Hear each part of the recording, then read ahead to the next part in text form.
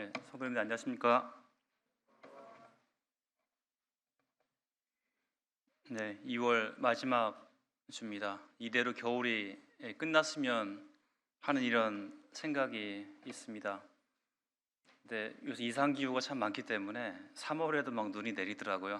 그래서 염려가 또 한편으로는 되는데 이대로 겨울이 끝나고 빨리 봄이 오고 코로나도 끝났으면 하는 이런 바람이 있습니다. 오늘은 히브리서 강의 8번째 히브리서 4장 14절로 16절 말씀을 함께 보겠습니다. 히브리서 4장 14절, 15절, 16절입니다.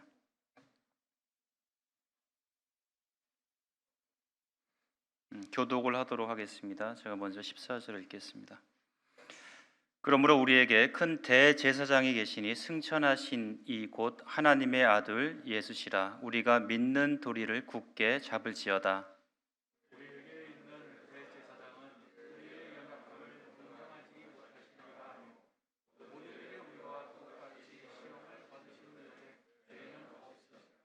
그러므로 우리는 긍휼하심을 받고 때를 따라 돕는 은혜를 얻기 위하여 은혜의 보좌 앞으로 담대히 나아갈 것이니라.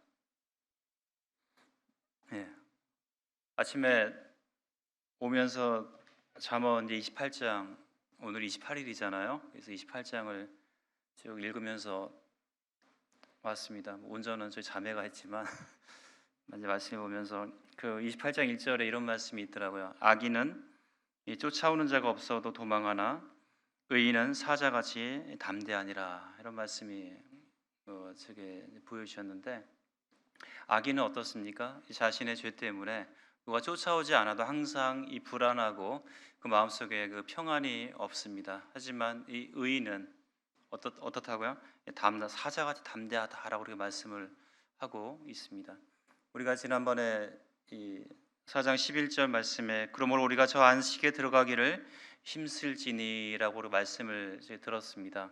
그래서 우리에게는 아직 이 안식할 때가 남아 있고 지금도 우리에게 안식이 필요하고 또 우리는 안식으로 들어가야 될 이런 과정 속에 있는 것을 보게 됩니다. 그래서 성경은 우리에게 11절에 뭐라고요? 안식에 들어가기를 힘쓰라고 말씀하고 있고, 이는 누구든지 저 순종하지 아니하는 본에 빠지지 않게 하려 함이라고 하신 말씀처럼 우리가 이 순종할 것을 우리에게 교훈해 주시고 있는 것을 보게 됩니다.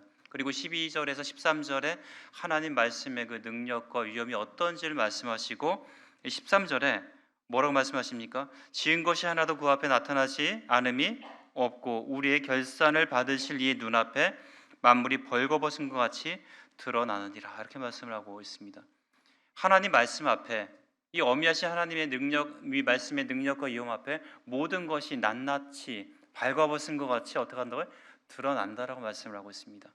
이 말씀을 들었을 때 우리는 어떻습니까? 과연 우리가 누가 떳떳하게 하나님 앞에 담대히 설 수 있을까요?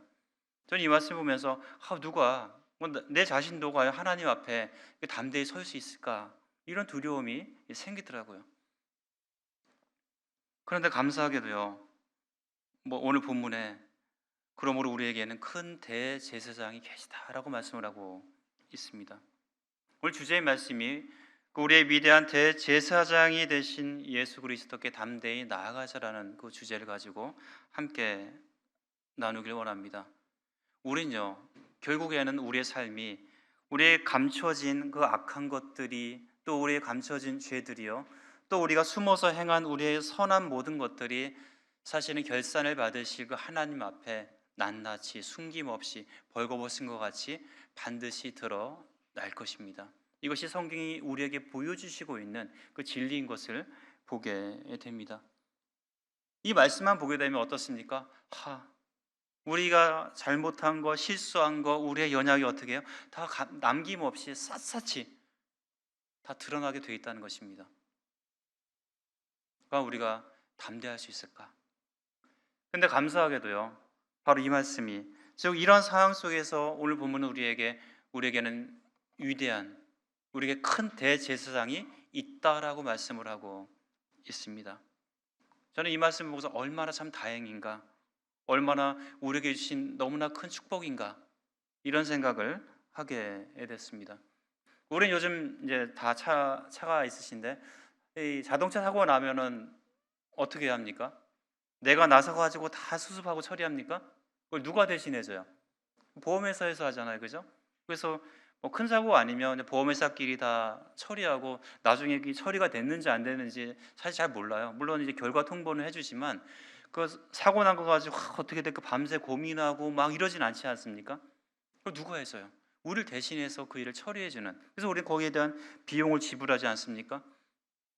또 어떤 분은 세세하게 뭐 특약 사항까지 꼼꼼하게 다 챙겨가지고 들어갔기 때문에 더 안심이 되는 거예요. 우리의 삶을요, 우리 삶이 과연 주님 없이, 하나님 말씀 없이 과연 안심하고 넉넉하게 평안하게 우리가 지낼 수 있을 것인가? 나의 도움이 내가 의지할 분이 과연 누구인가? 우리는 항상 고민하고 생각해야 한다는 거죠. 그죠? 표에 있는 것처럼 우리의 위대한 제사장이 되신 예수 그리스도를 우리는 항상 생각하고 그분께 우리의 삶을 맡길 필요가 있습니다. 그래서 오늘 본문은 계속해서 우리에게 얘기하고 있어요. 14절에 우리에게 큰 대제사장이 계시다. 그리고 15절에 우리에게 있는 대제사장은, 이분이 멀리 있는 것이 아니라 이미 우리에게 있다라고 이렇게 말씀을 하고 계시다는 거죠. 이 말씀이 얼마나 참 은혜롭고 감사가 되는지 모르겠습니다. 제가 제 삶을 살아가면서 이제 어려운 순간 또 어떤 영적 위기가 오면은 가장 먼저 우리가 해야 될 게 뭐예요? 하나님께 달려가서 그분께 무릎 꿇고 기도하는 겁니다. 하나님, 저 좀 도와주세요. 저 좀 살려주세요 하는 이 외침입니다.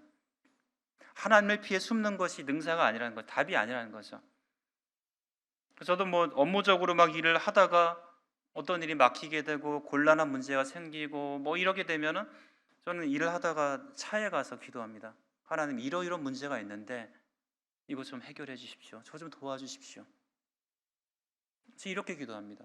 이 상황들을 하나님께 온전히 맡겨요. 그래서 어느 날 이런 생각이 들었어요.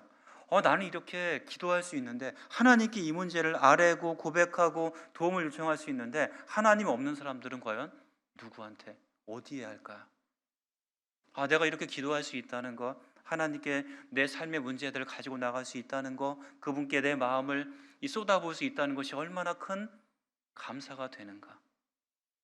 이 내가 믿음이 있다는 것이 얼마나 큰 나의 이 보물인가? 이 생각이 들었다는 거죠.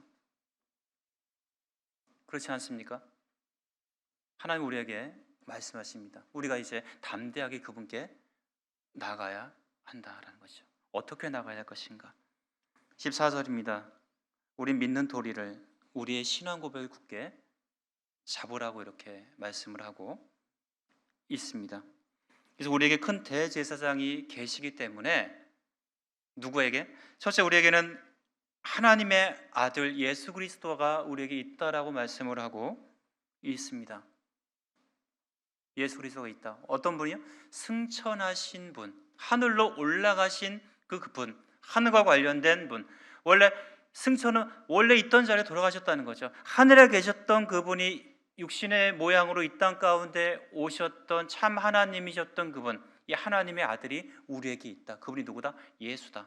예수는 사람의 이름이 아닙니까? 참된 사람이셨던 이 예수, 신성과 인성을 온전히 갖추신 그분이 바로 우리에게 있다라는 것입니다. 참 하나님이셨고 참 사람이셨던 그분이 바로 누구에게? 믿는 우리들에게 항상 계시다는 것입니다. 이것이 우리에게는요, 너무나 큰 자산이고 보물이고 주장이고 이 증거가 되는 것을 보게 되는 거죠. 평범한 사람이 아니라 하늘로 올라가신 그분. 그래서 이 히브리서 무엇을 얘기하고 있어요? 자꾸 유대교로 돌아가려고 하는 유대교 성도들에게 뭘 얘기하고 있어요? 우리에게는 하나님의 아들 예수 그리스도가 있다라는 사실들을 계속해서 증거하고 있지 않습니까? 그분은 뭐예요? 그들이 높이 사고 있는 존경하는 모세보다, 여호수아보다, 천사들보다 더 탁월하고 위대하시고 뛰어나신 그분이 우리에게 있다. 그리고 구약에 나타나 있는 여러 가지 예법과 또 성소에 관한 것과 구약의 여러 제사들보다 더 뛰어나신 참된 그 실체가 되신 그분이 바로 이제 뭐예요? 우리에게 있다는 사실을 계속해서 증거하면서 뭘 얘기해? 돌아가지 마라. 참된 것이 여기 있는데 왜 자꾸 뒤를 돌아보고 뒤로 물러가 침륜에 빠지고 엉뚱한 것을 바라보느냐고 계속 우리에게 말씀을 하고 있는 것이잖아요. 그래서 그걸 어떻게 알아? 굳게 잡으라는 거예요. 이 헬라어로 잡으란 말은 이 크라테오라고 합니다. 붙잡다, 체포하다, 굳게 지키다라는 이 말이 이런 의미들이 있어요. 굳게 지켜야 된다, 굳게 잡으라는 것입니다. 체포하다, 거기에 구속돼 있어야 된다는 것입니다. 또 두 번째는 뭐예요?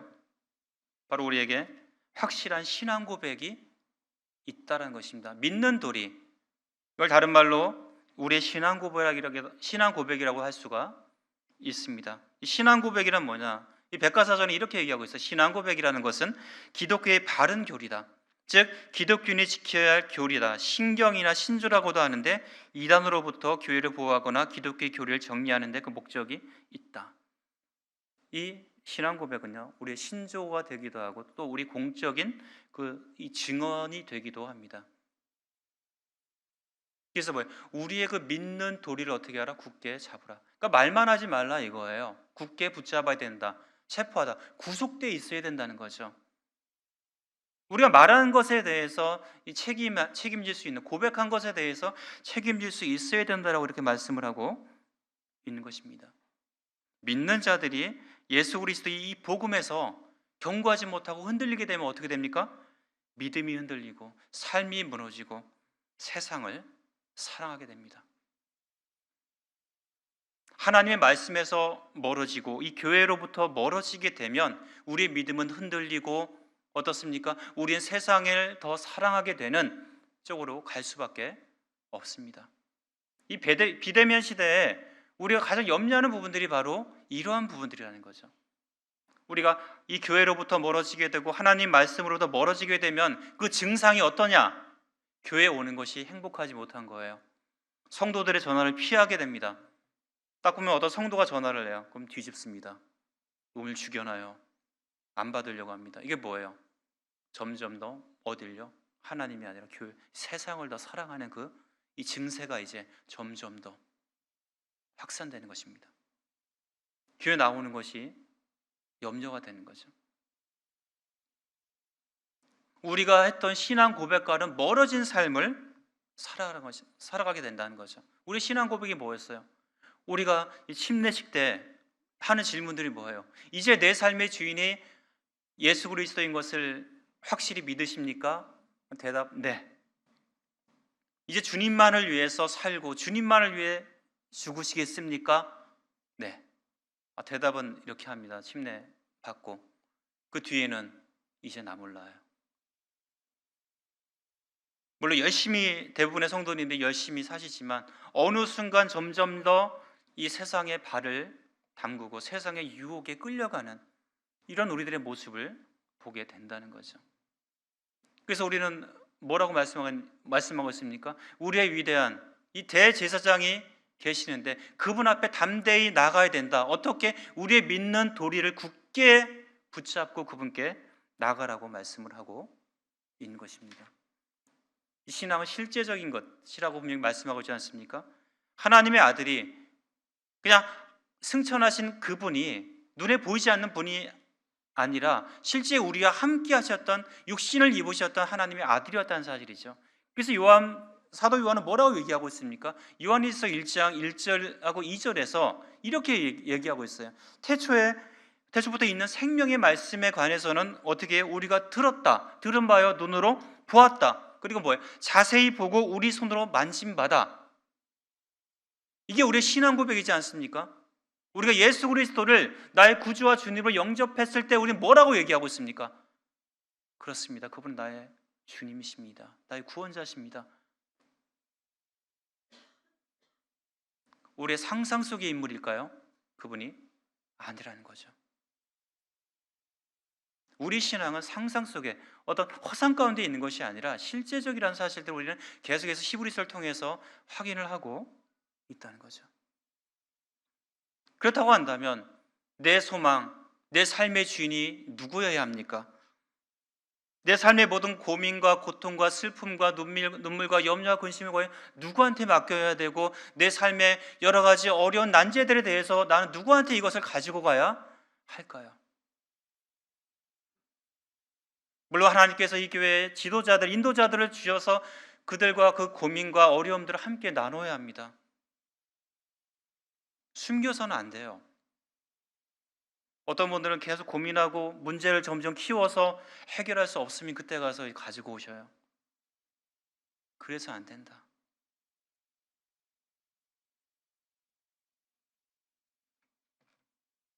그래서 우리는 이 부분에 대해서 내가 했던 신앙의 고백이 무엇인지에 대해서 한번 돌아봐야 한다는 거죠. 이 존 맥어더 목사는 그의 그 세상보다 나은 기독교란 책에서 이런 이야기를 합니다. 우리의 우선순위와 열정과 계획과 목표를 향한 추구는 예수 그리스도를 향한 사랑의 뿌리를 두어야 한다는 것입니다. 우리에게 주어진 자원들을 어디에 어떻게 사용할 것인지, 이런 선택이 우리 삶의 그 우선순위가 어디에 있는지를 보여주는 실질적인 예가 된다는 것입니다. 그래서 그리스도인이라면 자신이 가진 자원을 자기만을 위해서가 아니라 그리스도를 위한 복음 사역을 위해 어떻게 사용할 수 있을까 고민해야 한다는 것입니다. 내 몸을 어떻게 쓸지, 그리고 내 마음에 무엇을 담을지에 대한 선택은 내 결단이다. 하지만 이 결정의 순간에 우리가 고민해야 되기보다 항상 예수 그리스도의 영광을 먼저 고려하고 우선순위에 두는 것이 우리 그리스도인의 책임임을 잊지 말아야 한다. 그러기에 내 몸을 더럽히거나 마음을 오염시키는 것은 무엇이든지 반드시 피해야 한다. 그러니까 우리가 항상 고민해야 될 게, 내 삶의 그 우선순위, 내가 가지고 있는 자원들을 어디다 어떻게 드릴 것인가에 대한 고민이어야 되는 거죠. 내게 시간을 많이 주었으니까 내 육체의 소욕을 위해 살아가고, 내게 물질을 많이 주었으니까 내가 내 삶의 또 풍요를 누리기 위해 살아간다. 이게 아니라 뭡니까? 결국 이 모든 것은 어디로 이어지게 돼요? 죄로 이어지게 되어 있습니다. 그래서 이 존 맥어더 목사가 얘기하는 건 뭐예요? 그러기에 내 몸을 더럽히거나 내 마음을 오염시키는 것은 무엇이든지 어떻게 된다? 반드시 피해야 된다는 거죠. 혹시 지금 내 마음을 오염시키거나 내 몸을 더럽히는 것들이 내 삶에 존재하고 있습니까? 그건 피해야 됩니다. 하나님 말씀으로 반드시 이것들을 물리쳐 내야 한다는 것입니다. 이 모든 것들을 그분께 맡겨야 한다는 거죠. 15절에 두 번째 뭐예요? 우리의 연약을 맡겨야 되는 거예요. 이걸 가지고 내가 고민하는 것이 아니라 그분께 맡겨야. 왜? 본문이 무엇을 얘기하고 있습니까? 우리에게 누가 있다?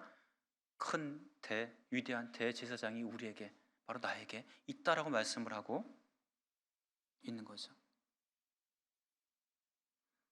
그분은 15절에 감사하게도 우리의 연약을 어떻게 하신다? 동정하신다는 거예요. 우리의 연약을 어떻게 해요? 알고 함께 아파하시고 함께 참여해 주신다는 것입니다. 여기서 뭐라고 얘기합니까? 참 어렵게 표현해요. 동정하지 못할 이시가 아니요. 이중 부정은 뭐예요? 강한 긍정이라고 했어요. 한마디로 뭐예요? 그분은 우리의 연약을 어떻게 하신다? 동정하신다는 것입니다. 그래서 우리가 연약 가운데 있는 우리를 동정하실 수 있는 위대한 대제사장이 우리에게 있다. 얼마나 감사합니까? 우린 참 연약합니다. 여기 나는 괜찮아, 나는 주님 없이도 살아갈 수 있어, 이렇게 얘기하실 분, 주장하실 분이 계십니까? 아니에요. 주님 없이는 살 수가 없습니다. 왜? 하나님이요, 하나님 없이는 살 수 없게끔 우리를 어떻게 해요? 만들어 놓으셨기 때문에, 하나님이란 연료가 없이는 우리가 살아갈 수 없게끔 만들어 놓으셨기 때문에 인간은 하나님 없이는 살 수가 없는 겁니다. 19세기 스코틀랜드의 그 신학자였던 존 브라운은요, 이 15절을 이렇게 얘기하고 있어요. 실로 주님은 우리의 연약함을 동정하실 수 있을 뿐만이 아니라 동정하시지 않을 수가 없습니다. 이 구절이 주장하는 것은 주님께서 동정하는 것이 가능하다는 것이 아니라 동정하지 않는 것이 불가능하다는 것입니다. 그러니까 뭐예요? 주님은 동정 나 안 할 거야, 이것을 할 수 없다는 거예요. 그분은 뭐예요? 우리 연약에 대해 어떻게 하신다고요? 동정하신다는 거예요. 동정한다는 게 뭐예요? 함께 마음을 나누고요, 함께 아파하시고 슬퍼하신다는 얘기예요. 왜? 그분도 우리와 같이 동일하게 시험을 받으신, 육신을 입으셨던 하나님이셨기 때문에, 인간이셨기 때문에 가능하다는 거죠. 그러니까 주님의 이 성육신이 우리에게 주신 너무나 큰 은혜가 바로 이 부분이라는 거죠. 전혀 서민들의 삶을 이해하지 못하는 정치인이 정치를 했을 때 서민들의 삶이 과연 평안하고 행복할까요? 항상 이 권력의 위에서 권력을 누렸던 서민들의 삶에 대해서 시장에서 뭐가 얼마고 뭐가 얼마고 전혀 몰랐고 그냥 어떤 선거철만 되면 시장 다니는 그런 분들이 과연 우리들의 서민들의 일반적인 삶을 과연 알 수 있을까요? 흉내는 낼 수 있지만 결국 동정하지는 못한다는 거죠. 올바른 정책이 나올 수가 없습니다. 근데 하늘의 그 하나님의 아들이셨던 이 하나님이 어떻게 해요? 인간의 모양으로 이 땅 가운데 오셨고 어떻게 했어요? 배고프셨고 눈물 흘리셨고 아프셨고 여러 가지 시험에 우리와 함께 이런 것들을 겪으셨다라고 성경은 우리에게 말씀을 하고 있습니다. 그래서 어떻게 해요? 충분히 우리를 이해하시고 동정하실 수 있다. 이 말씀이 얼마나 우리에게 감사가 됩니까? 그래서 우리는 뭐예요? 우리의 연약을 알고 약함을 알고 어떻게 해요? 인정해야 돼요. 아니야, 이 정도는 괜찮아가 아니라는 거죠. 그래서 시편 39편 4절은 뭘 얘기하고 있어요? 하나님, 나의 종말과 연한의 어담을 알게 하사 나로 나의 연약함을 알게 해주십시오. 하나님, 내가 얼마나 연약한 자인지 제가 인정할 수 있게 저 좀 도와주십시오. 이렇게 말씀을 하고 있는 것입니다.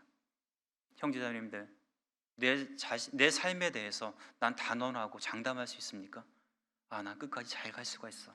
난 지금처럼 계속 잘 갈 수 있어. 호언장담할 수 있습니까? 우린 몰라요. 내일 일도 알 수 없습니다. 그래서 우리는 뭐예요? 우리의 연약함을 알고 그분께 계속 내 삶의 문제들을, 어려움들을, 나의 약함을, 자금을 그분께 맡겨야 된다는 거죠.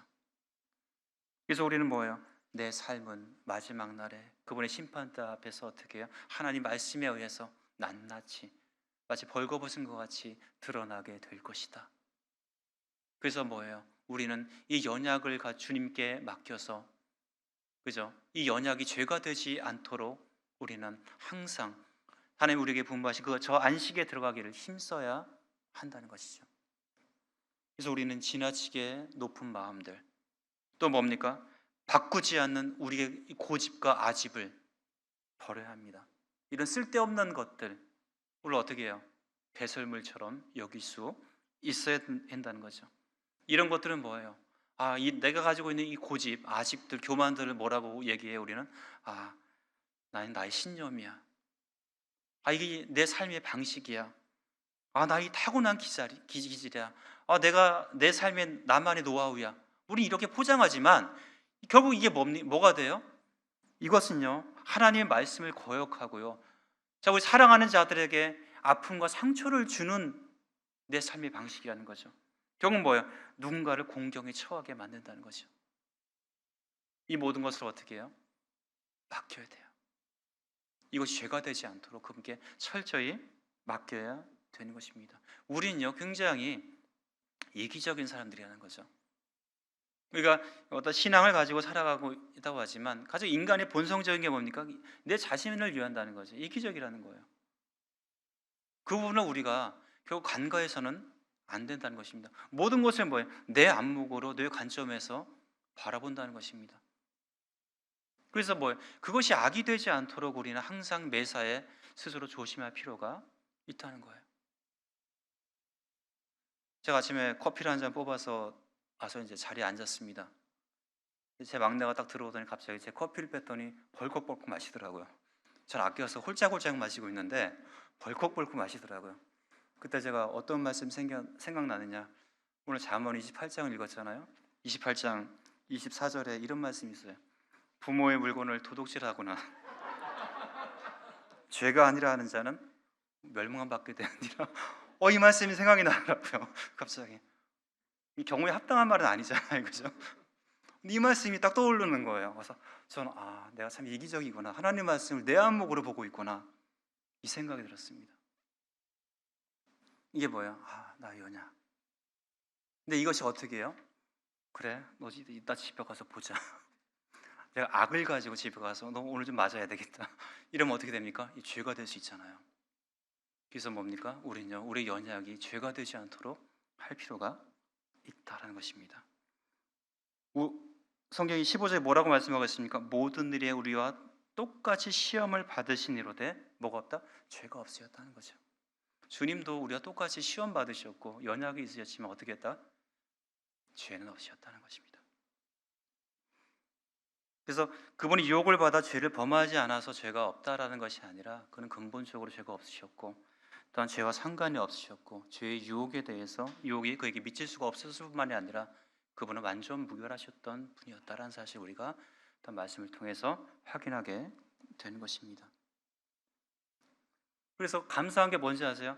주님이 우리 앞서서 우리에게 그 자신도 똑같이 시험을 받으셨다라는 것을 보이시면서 어떻게 해요? 이길 수 있다, 물리칠 수 있다. 이것이 죄가 되게 하지 않을 수 있다는 사실을 어떻게 앞서 보이셨다는 거예요.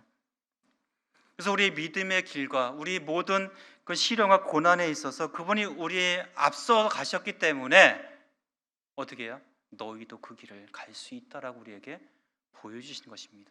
그래서 뭐예요? 우리에게는 위대한 대제사장이 우리에게 있다. 그래서 어떻게 담대히 나가라고 말씀을 하고 있는 것입니다. 그래서 주님은 우리의 연약에 대해서 참 그 누구보다 동정하시지만 어떻게 합니까? 우리의 죄에 대해서는 어떻게 해요? 말씀을 통해 완전히 드러내실 것이다. 그리고 12절에 저의 날선 어떤 곰보다도 예리하여 혼과 영과 관절과 고수를 찔러 쪼개어 결국 뭡니까? 나의 마음과 생각과 숨은 동기까지 찾아내시는 이 치유의 메스를 드신 그 하나님께서 하나님 말씀 앞에서 우리는 어떻게 해요? 정직해야 한다는 것이죠. 그래서 죄가 연약이라고 포장되어서는 안 되고 죄가 실수라고 변명해서는 안 된다는 것입니다.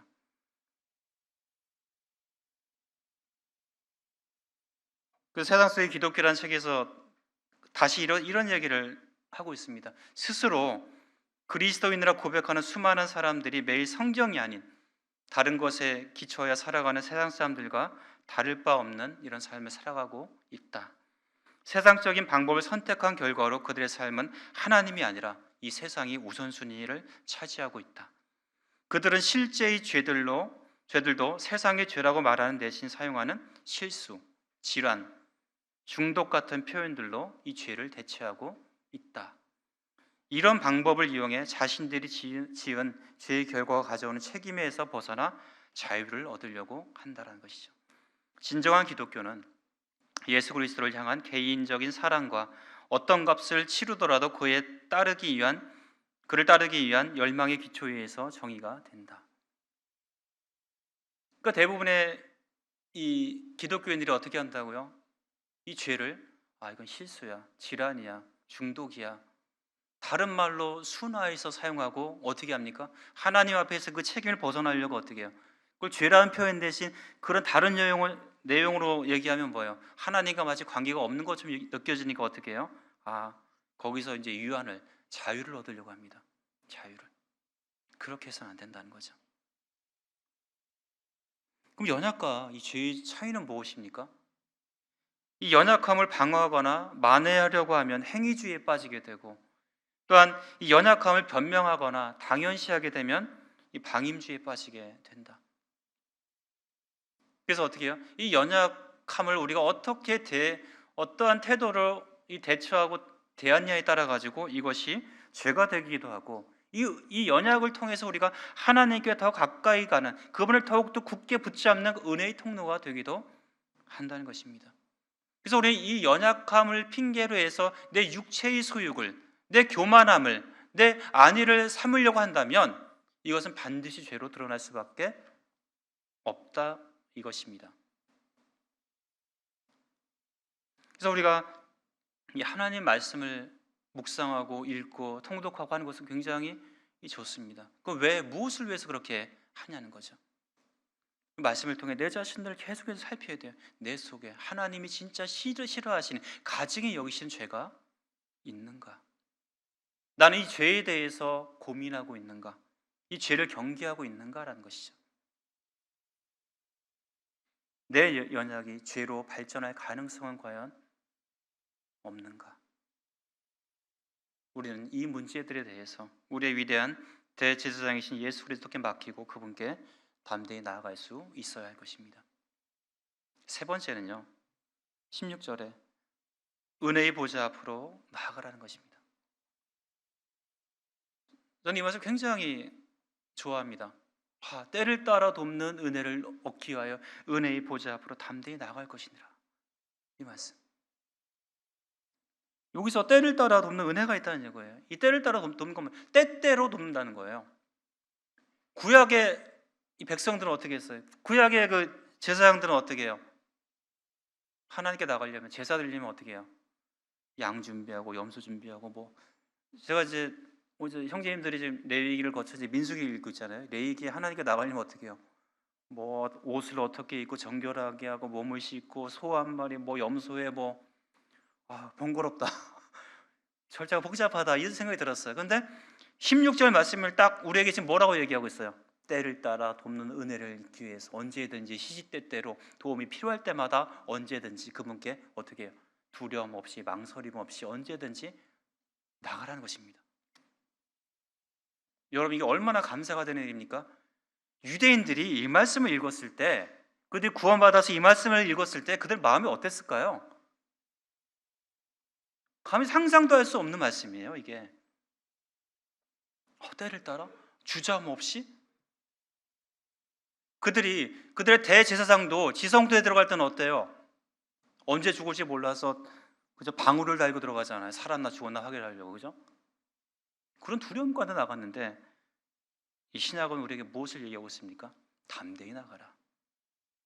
언제? 때를 따라서 도움이 필요할 때면 언제든지 그분께 나가라고 말씀을 하고 있습니다. 새 번역에서는 이렇게 얘기하고 있어요. 제때에 주시는 도움이라서, 제때. 딱 합당한 그때 주시는 그 도움을 얻기 위해서 그분께 나가라고 이렇게 말씀을 하고 있는 것입니다. 그래서 우리는 필요한 때, 또 시시때때로 그분께 나갈 수가 있습니다. 어디로요? 은혜의 보좌 앞으로 나가라 얘기하고 있습니다. 은혜의 보좌 앞으로. 은혜의 보좌가 우리 앞에 놓여져 있다. 이 은혜의 보좌는 어떻습니까? 하나님이 현존해 계시는 장소를 얘기해요. 이 구약 시대 때는 하나님이 거하시는 이 장소였던 이 성막, 그리고 언제요? 그 안에 그 속죄소가 있는 그 지성소에 언제 대제사장들이 1년에 한 번씩 거기에 들어갈 수가 있었습니다. 그래서 속죄의 행위가 드려졌을 때 이 이스라엘 백성들에게 주시는 그 하나님의 은혜가 베풀어진 장소가 뭐였어요? 시온자였어요. 시온자. 모세 율법에 기록되어 있는 이 속죄소가 아니라 지금 뭐예요? 하나님의 보좌 우편에 앉아 계신 예수 그리스도가 계신 그 은혜의 보좌에 우리가 어떻게 해요? 이제는 담대히 나갈 수가 있다. 두려움 없이 망설임 없이 아무 때나 때를 따라 돕는 그 은혜를 힘입어서 우리 나갈 수 있다라는 것입니다. 그래서 우리는요, 움찔거리거나 두려워하거나 망설임 없이 그분께 가까이 나가야 하는 것입니다. 찰스 스윈돌은 이 16절 9절을 가지고 이렇게 얘기를 합니다. 그리고 히브리서 강의에서 이 16절을 이렇게 표현을 해요. 실제적 견지에서 그분 앞에 적극적으로 나간다는 말은 날마다 성경을 읽어 양분을 얻는다는 뜻이다. 성경 읽기표에 체크하거나 목표를 달성하기 위해서가 아니라 명의가 되시는 그분께 성경의 진리로 우리의 마음과 생각과 뜻을 분별받기 위해서다. 하나님, 제 마음이 하나님 앞에 지금 합당한가요? 제 삶이 하나님 보시기에 지금 온전한 삶인가요? 항상 묻는 거예요. 그리고 뭡니까? 말씀을 읽으면서 하나님께 당신의 삶에서 회개할 필요한 죄나 또 치유가 필요한 고통을 드러내 달라고 기도하라.